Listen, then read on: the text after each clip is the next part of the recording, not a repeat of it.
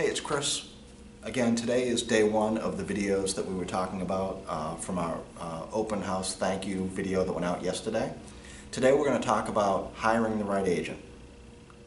So hiring the right agent is like any other job interview.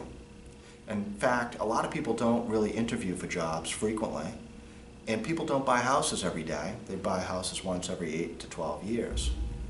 So they're not that familiar with hiring agents. In addition, agents usually present.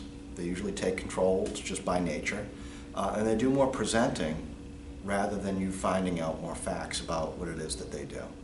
So here's some guidelines and some help on how you can hire the right agent. So the first thing that you want to do is you want to see if the agent has personal references.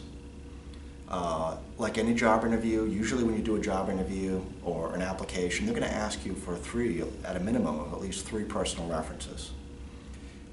For example, I have 2 pages of past clients that are willing to talk about my performance. So you want to make sure that any agent that you're talking with can be able to produce past clients that are able to talk about performance. Okay?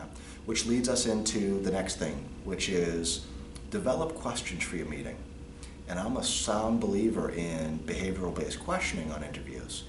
Behavioral-based questioning is basically asking a question about someone's history and past performance.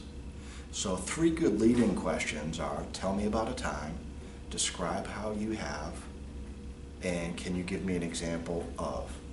Those are the 3 lead-ins that you want to use. And you want to base those questions on just about anything that a buyer's agent will be doing for you.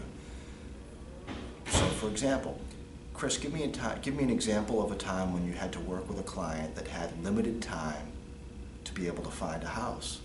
How did you accommodate the show times, and how did you manage the schedule to make sure that you satisfied the client? Or give me an example of a time where the client really wanted the property and it didn't appraise after the offer was done. How were you able to successfully negotiate with the listing agent to come to a successful outcome?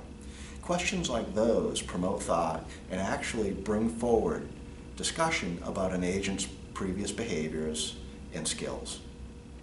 And the last thing is you want to make sure that your agent's focus is in alignment with what your focus is. So if you go into an open house or if you meet an agent and they are a neighborhood specialist, but you're not buying in that neighborhood, you have to understand, are they in focus or are they in alignment with what your needs and wants are? If you talk to an agent and he does a lot of work with investors, well, are you an investor? Is this an investing property for you? And is that agent's focus in alignment with what it is that you want?